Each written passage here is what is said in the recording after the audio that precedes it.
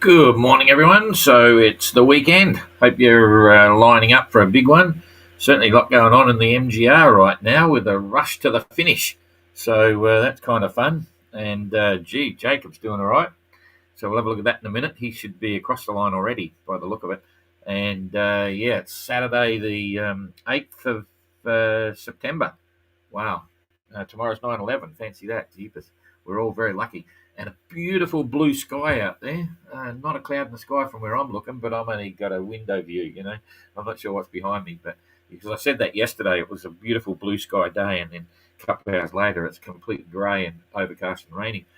Anyway, that's life. So all is good, and the pictures were fun. I grabbed them in like 2 seconds. I'm very lazy with my photo filing. I just dump them onto the downloads, and I've got like probably 1,000 photos there. So I scan through and I go, oh, I'll take that one, and I came to the Panama photos, which are really very colourful and very fun. And I thought, oh, that's appropriate because we've just about finished crossing the Pacific Ocean and the Indian Ocean, which are sort of connected, but it's from one continent. This is stretching the imagination a bit. Leaving Panama to come all the way over to Africa, and it's quite a milestone. It's quite incredible. And when you look back, there's so many different adventures and so many different packages of stories. Like Panama was one whole package, and it's interesting thinking back. And then I stumbled across the start map and the start photo. Oh, here we go. While we're waiting for people to turn up, because we've only got 18,000 people on the live. And this is interesting. This is really strange. This picture that I'm looking at on my computer screen before I put it up onto the program here has the Globe Yacht Club Burgee on a white background, right? But when it's up here, it's on a black background, which looks pretty cool and groovy. So I'm not sure how that happens because it's got the logos in the bottom. Anyway, I digress, but that was kind of strange. That's when we were promoting the start line. That's on the beach just around from in Falmouth Bay, which is showing you where the start line was. And then there was the actual race start line. There it is there. Boy, that brings back a few memories. And this shot, I won't even say who it is. See if you can guess who it is. But his boat seems very big now, but it wasn't very big when I was a lot younger and saw the movie and stuff. But anyway, inspiration. And that's one of our team, I'm sure, because that's in Falmouth on a little boat. I'm not sure. I can't see who it is. Someone looks a bit like Adam, but he's got a yellow one, so it's not Adam. Maybe it was John, but I don't think so because they didn't go in. Anyway, Panama. Look at the colours of that. Jeepers. I'm not sure whose that shot is. I think I stole it and just grabbed it. But we're all bunched into one berth for like a Lagoon 450, and we've got 8 boats in there, which is pretty cool. Still cost, the berthing wasn't cheap there, but it was pretty cool little 580 community. So that was surely fun. That was showing the wind vanes, and once again, Kerry rebuilding everything. He got all the water down below coming into Panama. So that was Kerry's drama in there. He's always rebuilding the boat. Now his drama, he's got slimy lee cloths. That's his slimy excuse for not fitting his lee cloths, but I'm not going to talk about it. I'll just give him a fine. So there you go. And Jacob, man of the moment, I reckon, because he's gone from being a non-racing sailor at the start, and now he's putting the pressure on. He's keeping all the other boys honest, and girls and stuff, and Jasmine as well. Anyway, let's get into it. So it is the weekend. There's the SOSO. Hello, g'day. I am SOSO. Lucky it's not SOS. It'd be a bit funny. SOS Melodies. Okay, who are you? Why did you get that name? SOSO. Is that your name? Maybe it's SOSO Melodies. I'm always fascinated about people's handle on Facebook. Maybe we'll make today, but there's a bit much. I'm going to pick a boring day, and those that come out to watch, and say, right, send me a short paragraph on what you're doing, whatever, because the followers are quite interesting. Life's all about people. Okay, I digress. It's the weekend. I can do whatever I want, but there's a lot happening. So we're on the tracker, you're on the tracker. Now I'm on the tracker. Is it rolled over? Yes, it's been a slow start. Erton just sent me a message. Why don't you ring me, Erton, if you're watching? I won't read the message now. 8 o'clock, yes, we're on 8 o'clock, and it looks like, anyway, let's go for the back of the fleet first. I'm not sure we'll come to that. I have no idea what Christian's doing, unless he thinks the wind's going to come from the south heavy before he gets there. But he's dipping right down, and he could be coming across this way. Anyway, I haven't seen the currents yet. So Eric is doing 4.7, managed 100 miles a day. And then there is Ayrton, 5.4 knots, did a 103 mile day, not too bad. Christian, 3.7 knots, and he's managed 97 mile day because he's not actually sailing towards the mark. Durban's over this way, but we'll look at the current later. He's obviously got a game plan. Josh, jeepers, Josh, you're just about mid-fleet. You're on that mid-fleet group, so I think your tactics there worked really well. Maybe lost a little bit on that last rotation of the current. Otherwise, you'd be right up there with Jasmine because I think you were really close before. So 4.6 knots, 105 mile day. And now we'll pick it up at the start. They're all rushing in. Weather's perfect, from the northeast. A gentle breeze, maybe 20, 25, probably 2 meters C, and the current is going down, so everything's stacked up really well. So far, so good. So Jasmine, booming along, 5.4 knots and 123 mile day. Peeler, 6.8 knots, 135 mile day, coming in with a rush at the end. And Adam, 5.1 knots, 135 mile day. So Jacob will be in by now. I saw some of the messages coming through. So let's just measure the distance here. So Jasmine is from the finish line. We'll put it about there. 21, 22 miles from the finish, and she should hold that if the weather holds. You're doing 5.4, so that's near enough to 4 hours. So 4 hours from now, next position, she should be in. And that puts her in late afternoon, I think. Peeler is probably an hour earlier. Yep, she's 3 hours to go. And Adam is probably, half an hour or so. Half an hour or so, and he's actually there. So that's pretty good. And Jacob may be going down the river. Let's just boom it up and just see exactly where he is right now. Yep, he's not in yet. He's still chuffing along. 4.5 knots. And just about to get to the marina. And if I remember rightly, the timeline is pretty good there now. So it's, in the morning. There should be a few people there ready to welcome him. So we look forward to the photos from our agents there to see if the flags and lee cloths are up, because I warned them all again. I sent the rest of them after I saw Kerry a message. Watch out. I'm starting to feel like bloody Donald Trump. Bloody hell. Anyway, got to play the game. So that's good for Jacob. He's done really well. He'll be very happy with that, I think. And here comes Adam and all the rest of it. So anyway, that's cool. Jacob's just about to arrive. Let's pull this back and drop the current in just to see what's happening. Maybe that'll give us an indication of what Christian is up to. So put the wind back and then come down here with the currents. No, I don't know what he's doing. He could have just locked in there. Eric and Ayrton are looking pretty good. They'll just zip across the bottom here. I have no idea why he's heading down in that direction at the moment, unless he was sleeping, maybe, but it's daylight down now. So that's cool. Josh is looking good. He's going to get a bit of a boost. The current is actually coming back. That's interesting because it wasn't quite that strong, quite that high. So if we just move this along, it means that it might be pushing back up. Yeah, it is. You can see it building, going north a bit. That's as far. We only get 2 days. So, but it's going to get a little bit stronger there. So that's good for Josh. He's in a perfect position to come zipping down. He's got the breeze. It'll be quite calm. The breeze and the current are going in identical directions. And no idea why Christian wants to be there, because he doesn't want to approach from here. If he approaches there and something goes wrong, he's going to go zoop. So he's going to have to come back up again and around. So that's all okay. Then for the wind, so coming back to the wind for now, it's going to go quiet. So you've got to be careful when you cross that current when there's little wind. So at the moment, that's what we've got. Let's get rid of that, and I'll push it through every few hours. So here we go. The wind is picking up. That's a good thing. For the next 12 hours, then it's dropping back a little bit. Okay, this is getting interesting. So 24 hours from now, it's still there.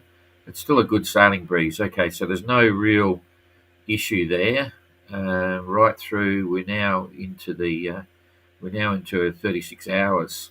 We're 36 hours after the start, after where we are now, rather. So they've got 36 hours to get across there, and their distance at the moment, they've got 196 miles. So they're going to need all of 36 hours.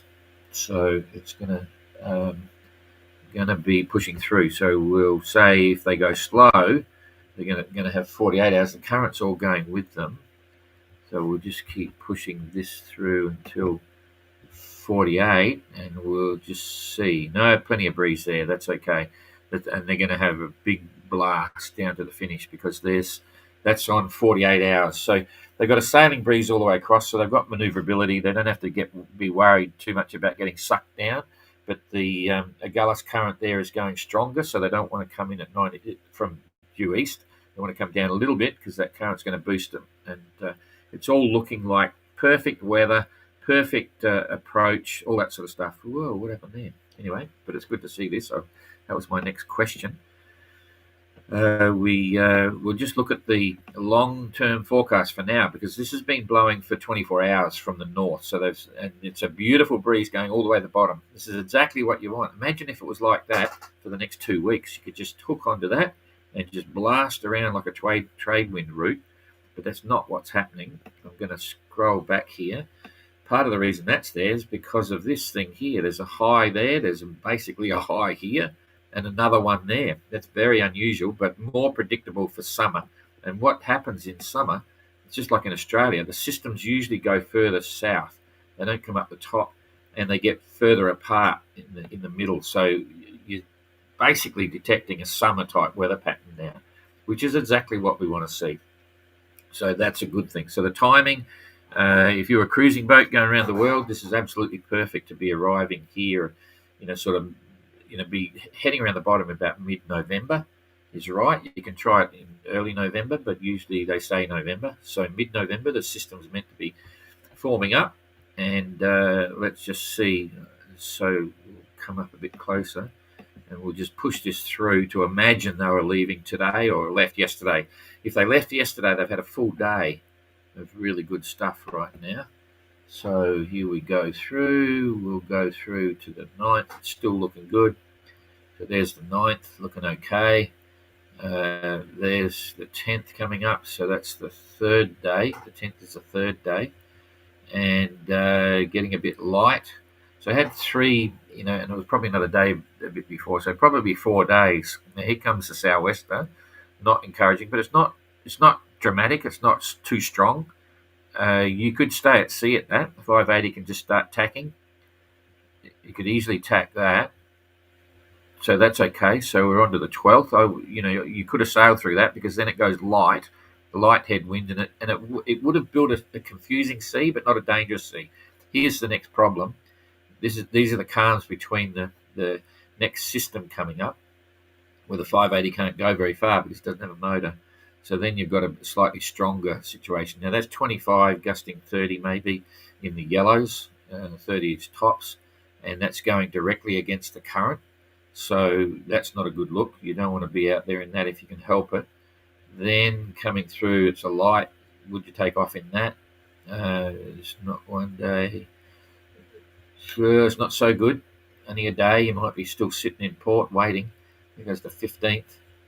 There goes the 15th. Just light stuff. Do you go out in the light stuff and hope for the best? Anyway, that's as far as we go. So this weather we've got now was a really good window to try and get around. That would have been quite cool.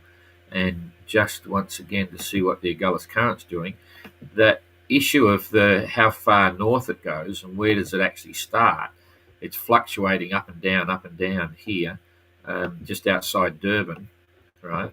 That seems to be the way it goes, because if we do that, you can see it's strengthening and going north a bit, right?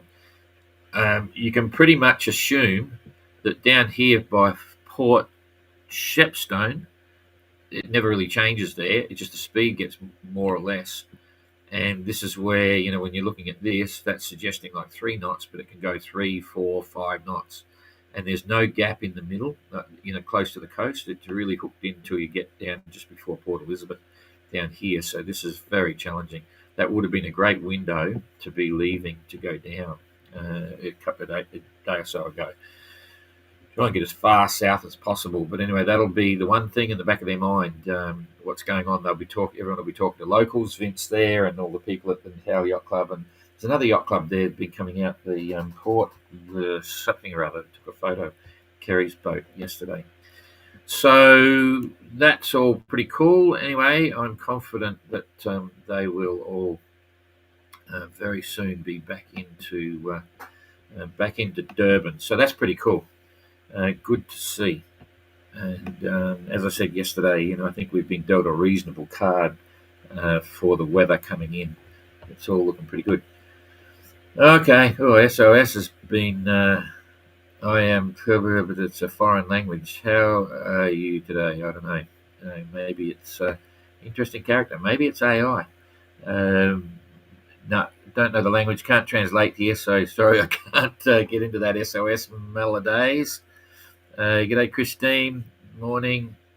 And Laura. Jacob has just docked. Fantastic. Thanks, Laura. Keen for photos. Send photos. Yeah. Gus, what an exciting finish. Due to top skippers, the 580 standard. Really enjoyable. I'm glad you're enjoying it, Gus. I think you sent me a message. I read it and I haven't got back to you yet about catching up, but we're back in France. Face blue, smiling. Good on you.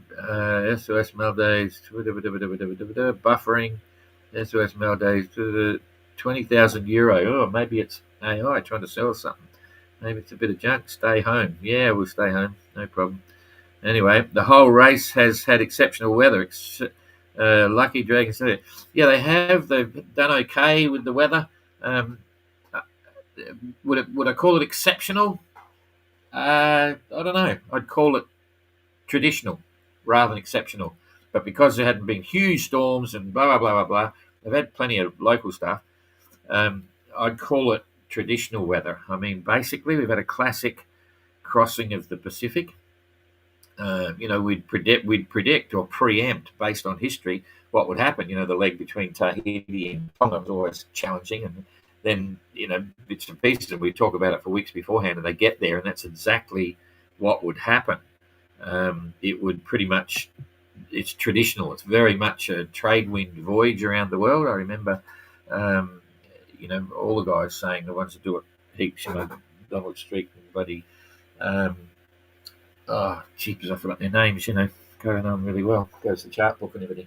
When you look at it, all the pilot books and everything, you can get around the world pretty well without having major storms if you plan it right, the right seasons and so on. So, I'd call it traditional weather. They've been doing okay. Thanks for another update. Cool. Okay. I think that's probably about it. It's all happening, and we're very happy to see him there. So, thank you, everybody. We'll see you tomorrow and bring the last guys in. Today's story. Okay, it's the weekend I can waffle. This is a classic, absolute classic. It's about the GGR, but it's about AI and so on. We've got 26 entrants in the GGR. One of the entrants, Mara, she's really very much into social media. She's got a huge profile, a lot of people following her, all that sort of stuff. And she's counting down to get to the start. And she put a post up, quite a sensible post, just saying, look, she's under pressure, and she's got like 10 months to go. It's actually only 9 months, and she's got to do a lot of stuff and blah, blah. And she's talking about this, and one of the comments that she got was from someone saying, it's easy. Just talk to AI, get onto AI, describe your boat, and then give it a list, say, look, I need to do this and I need to do that. What's AI saying? As if AI will tell Mara everything that she's got to do before the timeline and everything's there. And it was really fascinating, and they came up and had a bit of a conversation. And if there's one thing that I know you cannot do with AI, and I often say this, everyone's going to lose their jobs, right? The people that are going to make the most money in the next 20 years are plumbers and engineers because they're AI proof, And the one thing about all three of our races, the OGR, the GGR, and the MGR, is that they're unscripted adventures. Anything happens, anything can happen. And AI will never be able to replace them. But we've already got now, it's the first connection I've seen with someone trying to connect AI with the GGR. So, but this is all about human stories, not AI. It was quite fun. So, anyway, it was fun to watch the comments and see what's happening. So yes, these are real adventures. They're real sailors out there, and they're having a really good, fun time. It's a true, genuine, honest, down-to-earth adventure, and I'm still blown away at the whole fleet. And it's a bit of a milestone now, getting to Africa. So that's good on them. And it's all about their planning and preparation and so on. They're not all in yet, touch wood, but it's pretty impressive. So have a good weekend, everybody, and we'll probably, if all goes well, see you tomorrow. See you later. Like, share, and tell your mates, all that sort of thing as well.